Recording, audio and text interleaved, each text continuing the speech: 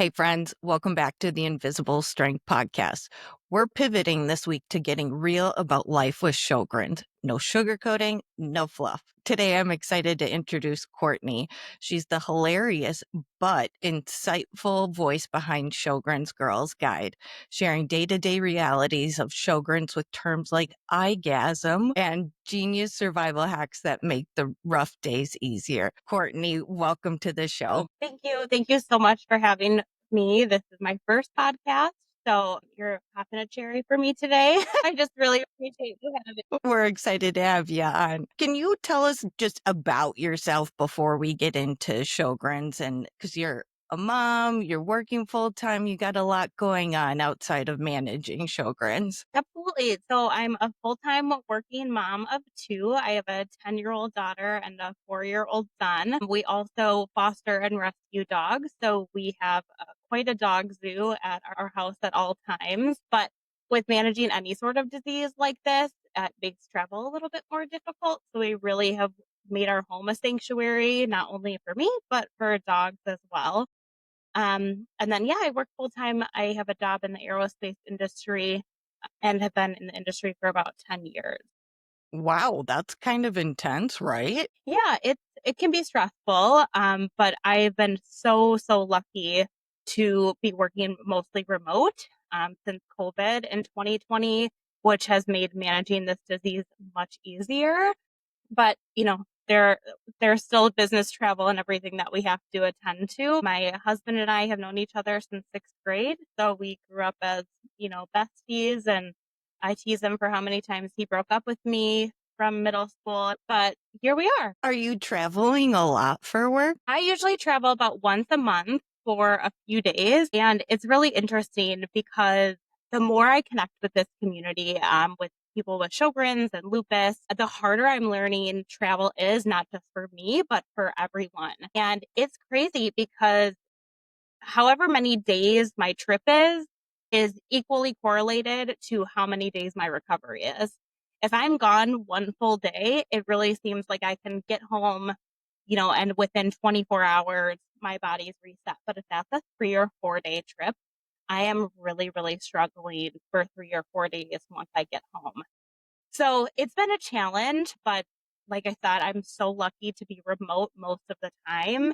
And so really it's just one of those quirks that you have to learn to overcome. I'm quite open about it on social media, and my husband would call me a big baby about it at times because it just is very hard. It's very hard on your skin, hotel water and the chemicals. So I've learned a lot of really good hacks from people in this community, but it's difficult. Yeah. So I'll be curious to back up as far as when you were diagnosed and how, if you had to travel before then and how you managed it. Cause I fully relate how much easier it is to manage when you can work from home, just not having to deal with the commute and then traveling on top of it, airplanes, hotels. I mean, that just adds a whole nother layer. So can you back up as far as like when you were diagnosed and where you were? So I have, not to take you too far back, but my entire life, I'm 33 now, but my entire life, I was absolutely convinced that something was wrong with me and that Okay. somebody wasn't figuring it out. And turns out 31 years later, I was right. So I grew up and from a very young age, starting as young as like 2 or 3, dealt with chronic nosebleeds, really strange skin rashes, chronic fatigue. I had kidney issues that I was in and out of the hospital for. And that kind of just easily transitioned into my elementary years when I was already dealing with vaginal issues, chronic UTIs, all of these things from head to toe. Plantar's warts. I mean, this gets gross, right? Gross and way too much information that people really don't want to talk about, but I'm an open book. So It is I what it is, apologize though. for We all of have to talk about it. Yeah. and so as soon as I was 3 years old, it began that immediate referral cycle that so many of us know so well. And I wish none of us had to know this, but you go to a primary care physician and you say, "Oh, I have an issue with my skin." And they say, "Okay, go see a dermatologist." Okay, I have an issue with my tonsils. Okay, go see an ENT. And so growing up, it was just this endless referral cycle that I had probably about 9 doctors at any point in time. But as I was growing up, that was just normal for me. So dealing with like things like chronic strep throat, chronic sore throat, tonsil stones, really head to toe, internal and external issues my whole life. And so it wasn't until I was dealing with 6 years, again, sorry for TMI, but of chronic vaginal issues. And this is something that you cannot get over. Like, you cannot sit down, you cannot, it literally feels like you filled your underwear with like a jar of fire ants and then put the underwear on. And it's constant. And for 6 years, I went through procedures. I did crazy iodine treatments, scrapes, swabs, what have you, and my doctor could not figure out what was wrong with me. They were pumping me full of medications. Those medications would then cause yeast infections or bacterial infections. And at 31 years old, I had been through a ton of OBs, and my last OB told me, well, you can't get rid of any of these issues. Why don't you try to have a baby? That'll give your vagina a clean slate, he told me. Like, wipe your slate clean. And so I was honestly so desperate. I'm not saying this is the only reason we had our son, but it's pretty much the only reason we tried to have our son when we did. So got pregnant with my son, and sure enough, is immediately after his delivery, everything was back full swing. So I fired that OB. I went on to find a new woman who I didn't have any hope for. But I walked in and I just felt something was different with her. She was like very old school. I don't even know what they call it, but she had the big thing on her face that looks like, some sort of weird doctor with a magnifying glass like here strapped around her head. So I'm like, I'm walking into like a science experiment or something, whatever those things are called. And like then her eye like looked like huge, and I was like, where am I? Like, this is a joke. Like, I'm on punk or something. But she had like microscopes in the room and all these swabs, and she just said, like, come sit down, like, let's have a chat. And I got so annoyed with her asking all these questions about my lifestyle, about my diet, about, my different symptoms. I said, aren't I just here to talk about my vagina? Like, why are you asking me all of these things? And she got done speaking, and I got done speaking. She got done asking me questions, and she scrolled through my Aurora chart, which was hundreds and hundreds of pages at that time after 31 years of going to doctors from that facility. And she said, you have Sjogren. I just thought it was like a fancy term for her calling me a hypochondriac, honestly, because I was so used to being told, like, well, you're just overanalyzing, you're fine, whatever, just kind of shrugged her off. And she's like, no, it's a disease, and here are all the things about it. And suddenly in that moment, like, time just stopped. And it was like the last 30 years of my life suddenly finally made sense. So unknowingly, I was battling this for 31 years, but getting that diagnosis was, so cathartic finally for finally having a reason and finally being validated. But then when you find out there is not a cure, that's another battle, right? Now here we are 2 years later. It's an incredible journey because I can't imagine dealing with symptoms my entire life. All the questions and the doubt, and then having go through middle school, high school, and not knowing what's wrong. Wow, that's a lot. Well, thank you. I appreciate that. We all have our own journey. It's nice to look back and to make sense of some things. In high school, when you have like those free periods, like I would come home and sleep because I was so exhausted. And I was drinking coffee starting in the 3rd grade. Like, but I was still just exhausted all the time. And so it really helped to, again, kind of take a look and validate all of that and really say it wasn't in my head. I wasn't crazy. I wasn't being a hypochondriac or being lazy or just making excuses. Like, this was life for me, and there is a valid reason for it. For sure. Sidebar, I bet you were the cutest little girl drinking coffee. My first email address was Starbucks Babe 2 when I was, like, in 3rd grade, like, I kid you not, so I will forever hold on to that Yahoo email address. That's awesome. You've been officially diagnosed for 2 years now? What does the last couple years look like for you? That's a great question, thank you. So, I was so relieved to obviously get my diagnosis and for the first time, like, not walk out of a doctor's office feeling absolutely hopeless. Normally, whenever I saw any of my doctors, I would walk out with anywhere from 2 to 12 prescriptions for how to deal with things. But honestly, when my doctor diagnosed me, I just walked out with a ton of advice. And that really started to set the stage for me on really not only managing this, but really trying to thrive with Sjogren's. And the day that she diagnosed me, we were talking in her office and she just talked to me about the importance of gut health. um, and, I know there's a lot of like mixed feelings. I feel like gut health is kind of a political topic in the health field because people sometimes believe because of different products out there that it's made up. However, I think it's like 70% of your, don't quote me on that, but 70% of your autoimmune system like lives in your gut. So if your gut is leaky and leaking toxins and everything back out to your body, that's really where you're going to start to see your symptoms, flare. You're going to see your symptoms really get more severe. So she talked to me about gut health, and I am domestically challenged. I am not a cook, and okay, well, I'm so glad I'm not alone. People are like, "Oh my gosh, why don't you cook?" And I'm like, "I don't know." And It also just with doesn't work. you probably know how hard it is too.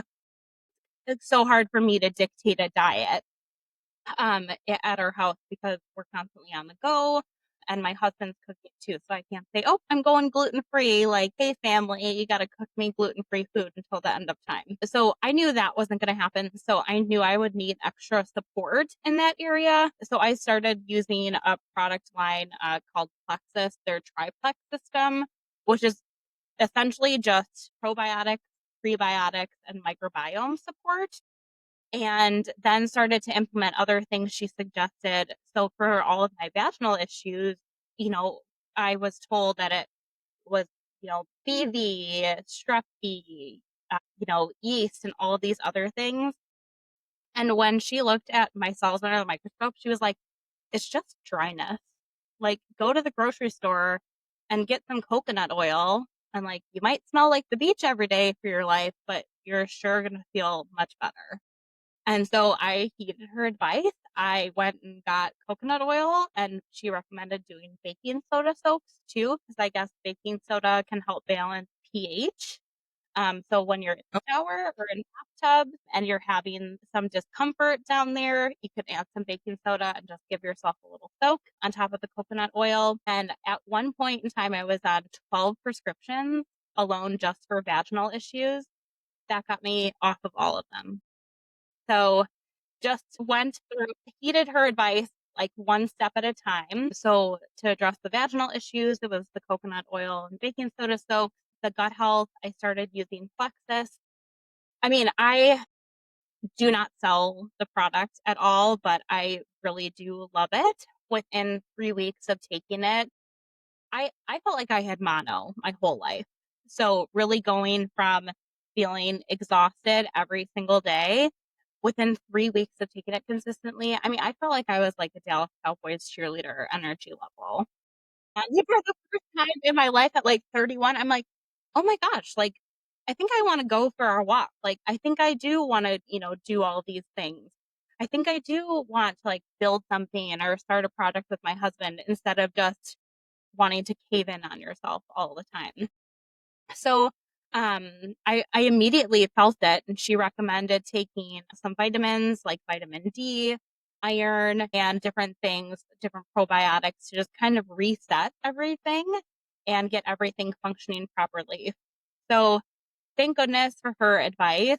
I started flourishing immediately within a couple weeks of stopping all my prescriptions and then again just listening and following her instructions. So Since then, every day obviously is new and different. And with most autoimmune diseases, we have to learn to be flexible. We have to learn to be agile. It's very hard because we can be so consistent and so good and just everything we're doing right, but you can wake up the next day and a routine that you've been doing for 6 months suddenly is not working. So, as disheartening as that is, it's just learning to pick yourself up again and go with those punches. So I think I'm feeling much better now that I have a real sense of it all and the why of it all. So everything is justified and validated. It's just again now rolling with those daily punches. I am a bit surprised that your doctor was talking about lifestyle and gut health, especially since you mentioned that she was older school. Yeah.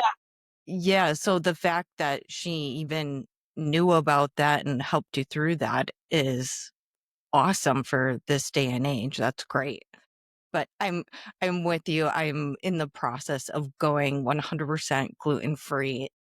I'm not Oh quite my there God. yet, but wow, it's a challenge, especially to your point when it's like my husband does all the cooking, like 99% of it. So it's not like, all right, I will take these menu items, please. That's awesome. Well, good luck with that. And you'll be my inspiration for converting our household then. Once you do it and say, we've checked the box, we're gluten free now, you can send me your recipes that I'll send to my husband. And to your point, it's hard with a family. You got little kids and finding stuff that everyone wants to eat is always a challenge. Yeah, for sure. For sure. It's always just a struggle, but we do what we have, we have to do every day.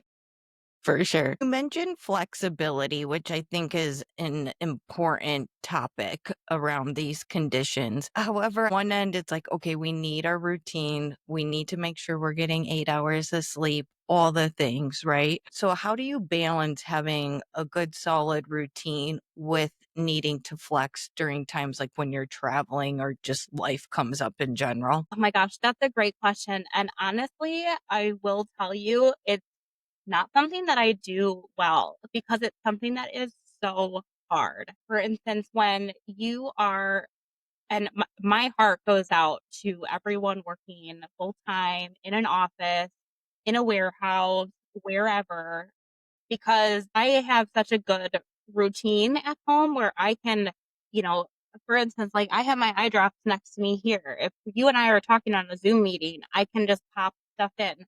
But if you are wearing PPE or something, or you are at a rigorous job with a rigorous schedule in front of people all the time, you might not be as comfortable or even able to do that as much as you need to really maintain and manage this.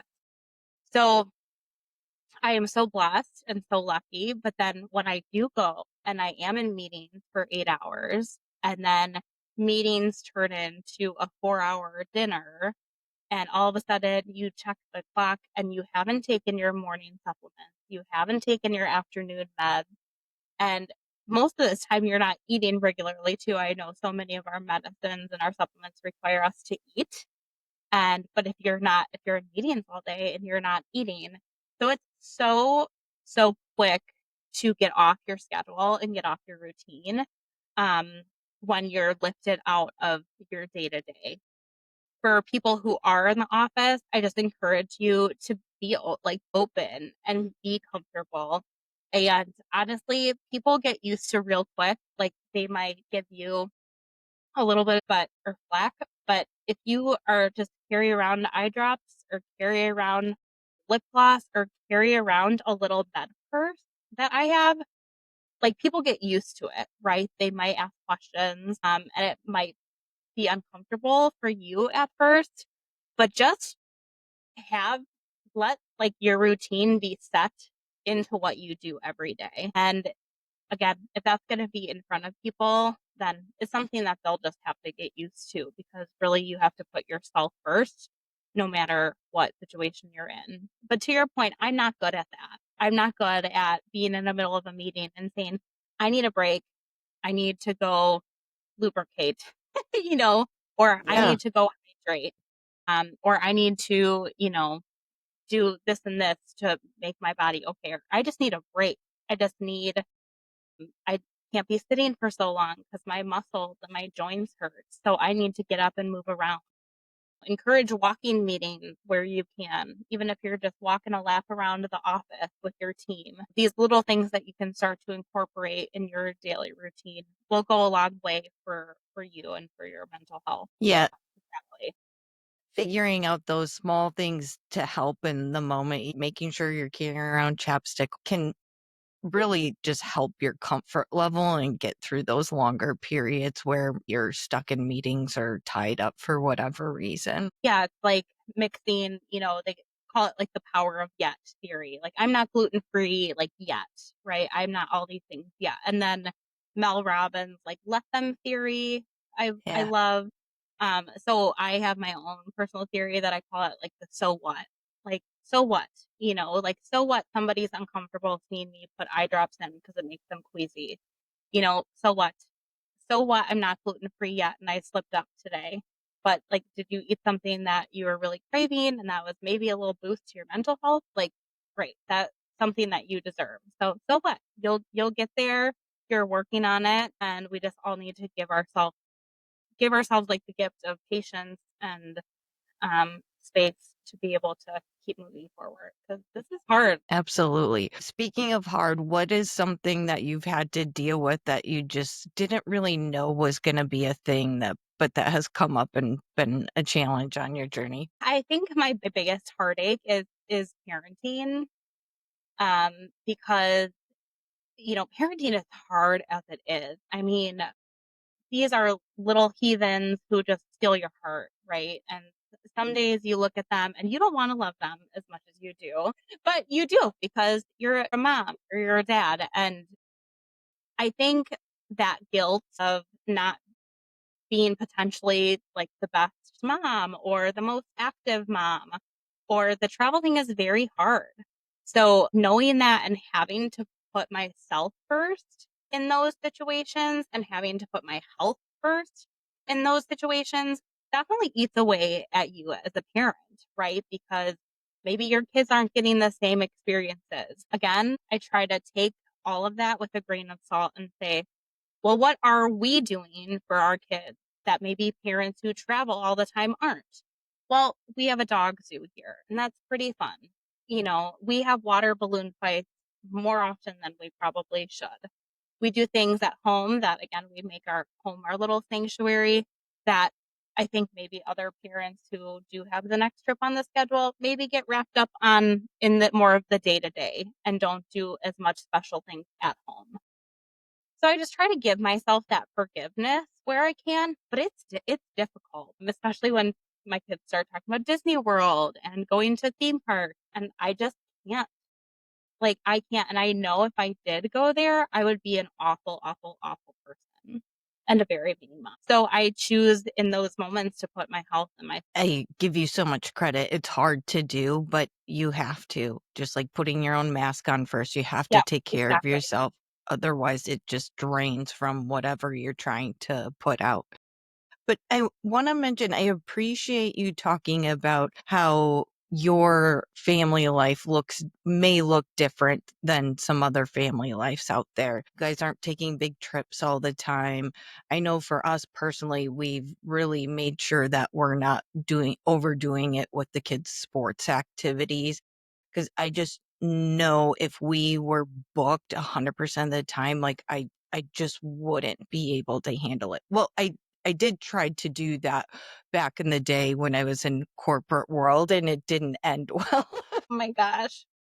Were you just like in constant stress and constant flare up during that time? Yeah, it was constant flare for years and I was so miserable. And you talk about not giving your best self to your family. It was just, I was stripping everything away without even realizing it, trying to do the right thing. But I think that's a big part of this is making sure that one, we're not fully packing our schedules. So we have those breather moments, but also, you talking about having water balloon fights and these fun things at home. Just because you're at home Kids are creative and will have fun with sticks and rocks or balloons. There's a lot of different ways we can have fun. So we often talk about just like reimagining or reshaping how we think about our lives and our dreams. And I think you talking about those experiences is such a testament to that. Well, thank you. Yeah, it's definitely been difficult for sure. And like I said, that guilt eats away at you if you let it, especially if you let it go unchecked and you're not just checking in with yourself and your mental health all the time. But I think, you know, we all are just trying to do our best. And unfortunately, I do think sometimes that means putting ourselves first. And so it's just learning to be okay with doing that and being comfortable with doing that and being open that that's what you're doing to your family, right? So my kids know, like, we're not going to Disney because I'm mad at you or you don't deserve to go to Disney or because we can't afford to go to Disney. I mean, we probably couldn't at this day and age, but we're doing this because of mom's health and well-being because this is the kind of things these are the kind of things that happen when she travels, right? And so this is where it's most easy to manage. And so this is where we're gonna stay and make the best out of I think that's great that you bring them into the conversation for their age levels and then they actually understand what's happening. Yeah, thank you. That I tried to do the opposite at first, like right after my diagnosis and just keep everything from them. But then I realized, I mean, this really impacts them too. And I started getting comments, especially from my older one. She's so inquisitive and just asking questions like, why aren't we doing that? Like, why don't we go on trips? Or why don't, we do this, that, and the other thing? And so I never wanted to lie to her. And so I just started being open. And so now it's at the point that they both really like accepted it. And they're saying, like, are you having a high pain day? Like, are you having a bad eye day? And then some weekends, right, instead of doing water balloon fights or doing all these things, like we'll have a movie marathon. We purchased a giant dog bed that fits our whole family and just goes on the floor and we'll just curl up in this giant dog bed, make popcorn, and like put on all of our favorite movies. And it's a way that I still can be there for them as a mom. We're still having fun, but I get to lay around in PJs and just let my body melt into a dog bed made for humans or, a down comforter or what have you. Those are the best moments too. I think so too. I once had a therapist tell me because I was very concerned about raising my boys and figuring out how to navigate all of this with them. And she just looked at me and she said, "You will have very compassionate sons." It's like, okay, there you go. So I appreciate you bringing them into the conversation and making them a part of the experience because I think they will have more empathy and compassion for people who are going through chronic illness or just any challenge in their life. Yeah, I couldn't agree more. And it's wonderful that you do that. Okay, Courtney, shifting gears. From the sounds of it, the symptoms that you deal with is overall dryness. You mentioned muscle fatigue and joint pain too, but is it mostly dryness? There is the chronic fatigue. I mean, every single day of my life, I feel like I have sore throat. I have tonsils like the size of golf balls, and a lot happens with that, right? You constantly feel like you have strep. I deal with tonsil stones, which are absolutely disgusting. And for those of you who don't know what they are, do not look them up just to save yourself. So, and like the chronic fatigue, I do have early onset arthritis also because of this. So, just dealing with that. It's crazy. I can always tell when it's going to rain, like a superpower now that I never knew that I had, or never knew that was a real thing. So those are kind of the overarching, I guess, like the more severe symptoms, but definitely the dryness takes the most maintenance for sure. So, what are some of the hacks or things that you do on a day-to-day basis that helps with like the everyday things you're dealing with? Oh my gosh, how much time do we have?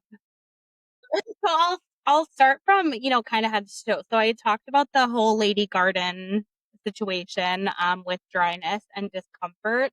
So I guess I'll start there and we'll work our way up if that's okay. Yeah, go for it.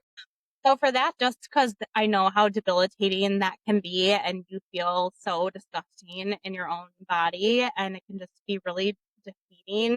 Um, as a woman, I feel like that is, you know, kind of where we like our power, right? It's our power source sometimes. For sure. I'm into it.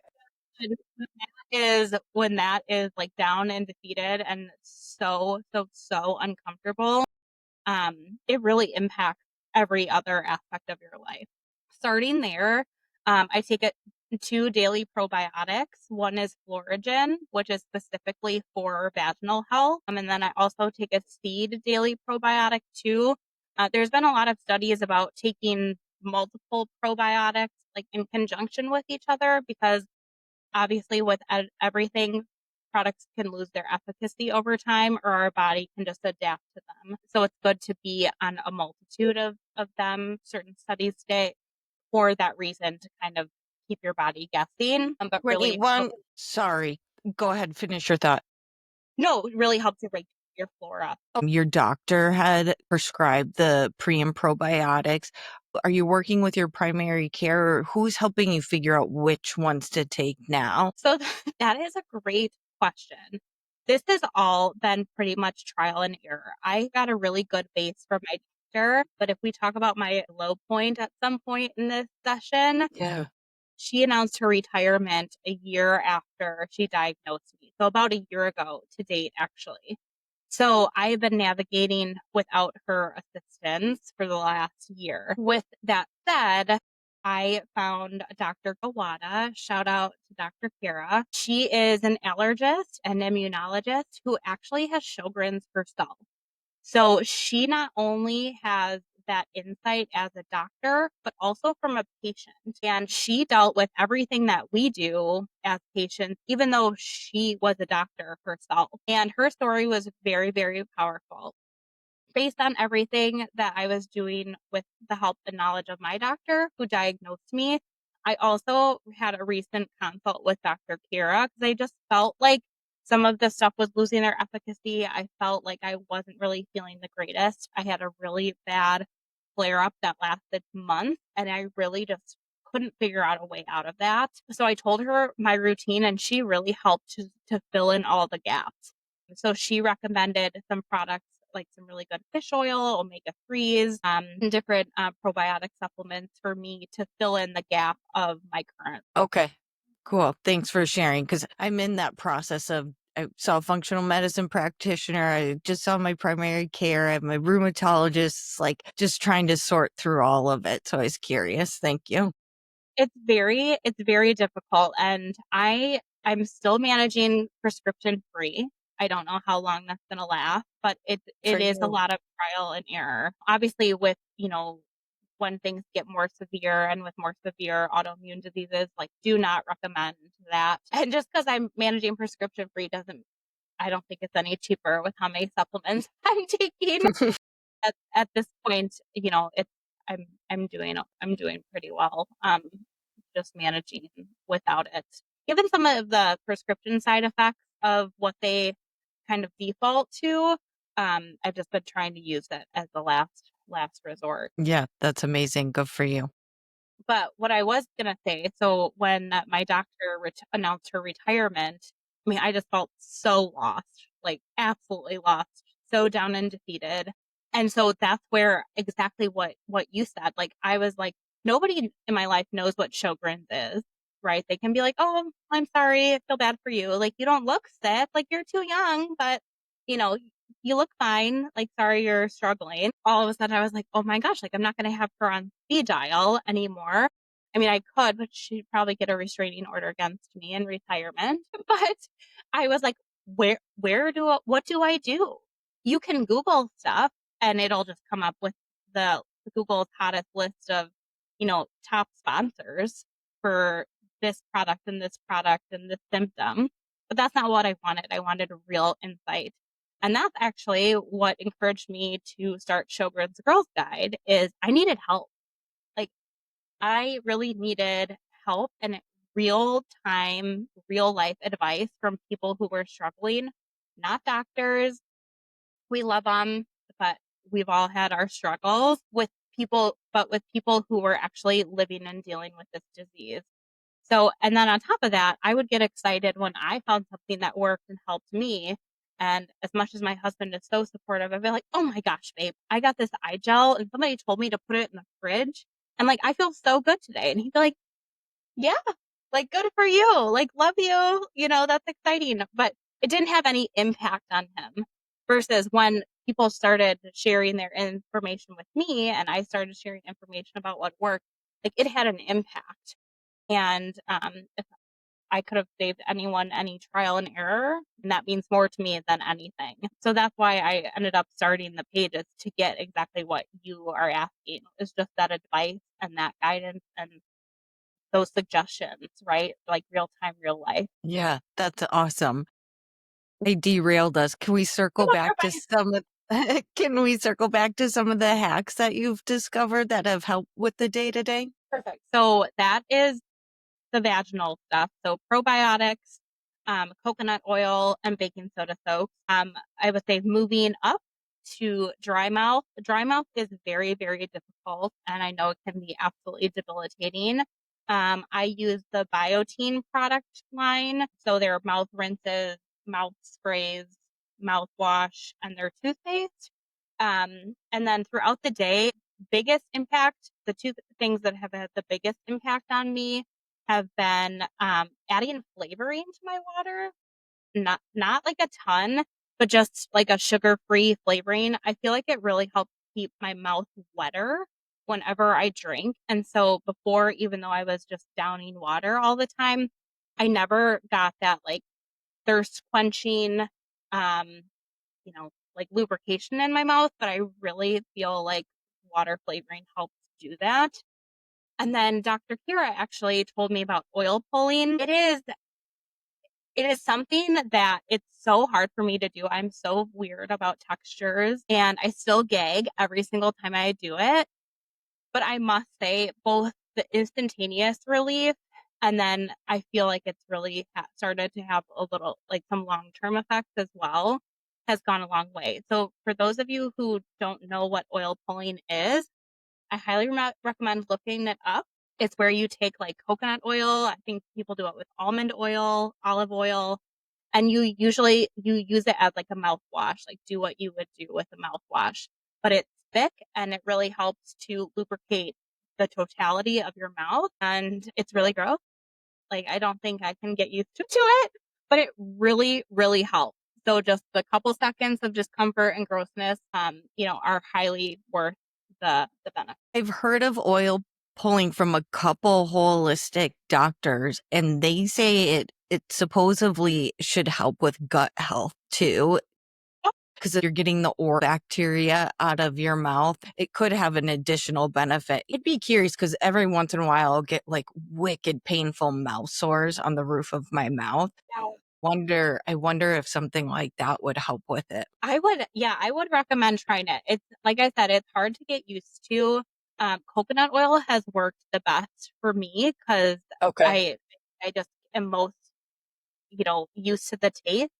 But I've heard of people using, olive oil and almond oil as well. It again, it's kind of hard to get used to it. It's kind of painful actually because you're really working out like muscles that you probably haven't worked out before.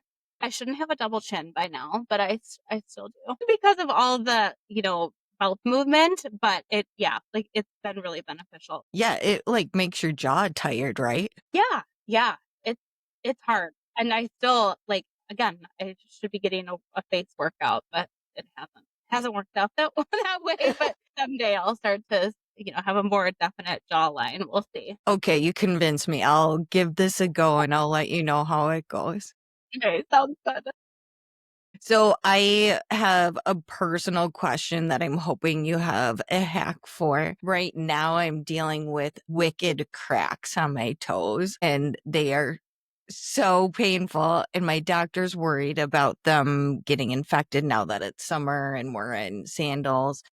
She told me Vaseline with saran wrap around them and make a ooey gooey mess out of it. Do you have any other suggestions on what I could do? Yeah. So this is something I know like all too well. I mean, the bottom of my feet have looked like desert scenes in a Hollywood movie at times where they're like rolling through on like a post-apocalyptic movie scene and you just see like that's what the bottom of my feet looks like. When I've done like the Vaseline, it just doesn't work as well as it should, or maybe like it has an instantaneous impact, but not a longer term impact. What I found really well that works really well for me is I use a daily in-shower body oil. Oh, From the neck down, I use a Neutrogena body oil and it can go on your wet skin. So I use it on my feet as well. That has been a huge game changer for my dryness from the neck down. And on top of that, you can buy moisturizing gel socks on Amazon for super cheap. And some of them have a lotion in them. So it's basically like you're wearing like a Dr. Scholl's sock, but they have moisturizing lotions in them. So I usually wear them like 1 day a week and just will wear them around the house or even with shoes. Just be careful because they can get a little bit slippery depending on which brand you get. sure. Honestly, like now I have like normal feet that I'm not ashamed to like have seen. But Well, that's amazing because I was looking for closed-toed shoes. skip the closed-toed shoes, just buy the moisturizing gel socks, and hopefully they help you out a little bit. I know how, yeah, that can be a really tough one to get a good manage on, but hopefully those help if you choose to try them. Yeah, I will because I'm like, let's be honest, I'm not gonna be sitting with Vaseline and Saran wrap around my Yeah, feet. I don't have time for that. yeah, and even those, I think like the ones that you can buy like in the pack at Target, just like the moisturizing socks that like are supposed to take dead skin off or something. But even those, I feel like it maybe like the impact lasts a day. But those gel socks, I feel like really have helped, and they've helped maintain like a lasting impact, and not just do it for the couple hours that it's on or a couple hours after. Okay, well, I'll give it a go. To your point, I'll try anything at this point. Courtney, is there anything else you wanna share with our community? Back to like like symptom management for dry eye because I know how much that can suck as well. Yeah, If we have time, I can touch on that today. go for it. Please do. So you referred to my term, my eyegasm before. It's funny. We have like a surface level eyegasm and then like a full blown eyegasm. Well, the full blown eyegasm is like a routine, right? So it's kind of a regimen to keep you feeling good all day. And that includes using eye gel. So eye gel is obviously just like a thicker eye drop, but it drains much more slowly. And for those of you who can taste your eye drops, I don't know if you're one of those people. Can you taste Mm-mm. any eye drops when you put them in? You are much less likely to taste the eye drops because they drain much slower. So that's also a huge weird Sjogren benefit. And then for an extra added tip, thank you. I learned from somebody in this wonderful community. Put them in the fridge. Like put a bottle in the fridge, and you just kind of get that extra boost of relief whenever you put them in. There's also a portable eye mister that you can buy, and you just keep it in your purse. And for those of you who are eye queasy, I wouldn't recommend it because it's a little off-putting probably, but it actually is like a suction that goes on your eye and you press a button and it'll spray mist into your eye. It's like a total spa treatment, which probably for somebody like who doesn't deal with dry eyes, like that sounds disgusting and no thank you. But for somebody with dry eye, they're like, yes, like give me that and give it to me now. So that's really nice. I carry one in my purse, and honestly, I've been known to be seen out in public and just pull it out and press it to my eye, especially when you're just, let's say you have eye makeup on and you want to rub, but obviously it'll get everywhere. So I just take out my eye mister, do a little spritzes, and then get that relief instead of rubbing or putting eye drops, trying to put eye drops in without a mirror. The mist doesn't mess with your makeup? I use a tubing mascara, so it's waterproof. So, Okay. but it's because then if you rub though, sometimes it flakes still. Then, so the eye gel, moisturize your eyelids. That's like a huge one. People don't think to do it, but get like a very soft or a specific like eyelid moisturizer because your skin barrier obviously is very sensitive. But if that is compromised, you're going to be much less likely to maintain moisture in your eyes. So if you really lubricate and moisturize this area, I think it's taken me, I used to go through, I mean, at least one bottle of eye drops a week. Now I'm down to like one a month since I've started moisturizing my eyes, my eyelids every day. Again, be careful. Obviously, use things that are just specific to your eyes, but that has really helped a lot. And then heat masking at night. So just get a heated, timed mask, fall asleep with it on, put it on, and listen to an audiobook or something for 20 minutes, 40 minutes a day. And I've started waking up with like tears for the first time in my life since doing all of that. So it's a lot, but again, the benefits are definitely worth it because I feel like I'm functioning. Yeah, all those tricks are so helpful. We'll put links and more info about each one of them in the description for people. So thanks for Perfect. sharing. Perfect. Oh my gosh, of course. Courtney, can you share where people can find Sjogren's Girls Guide on Instagram and elsewhere? Perfect. Yes. So I'm not very active on YouTube. I just try to like upload stuff. But on Facebook or on Instagram, it's Sjogren's Girls Guide. It does not spelled like it sounds. So it's SJ Sjogren's. So that's a little confusing. But yep, Sjogren's Girls Guide on Instagram or Facebook. Courtney also has a Sjogren's Girls Guide Amazon store with all of her favorite picks. Be sure to check that out. Courtney, thank you so much for being here and being so open about the challenges and all the things that you have found work. I appreciate you sharing your journey with us today. Of course, thank you so much for having me. You're just a breath of fresh air. I really, really appreciate you. And this has been an amazing opportunity to connect. So thank you for giving me this. To our community, make sure you check out the description for all those tips and resources. And you can find Sjogren's Girls Guide on Instagram and check out her Amazon store. Take care.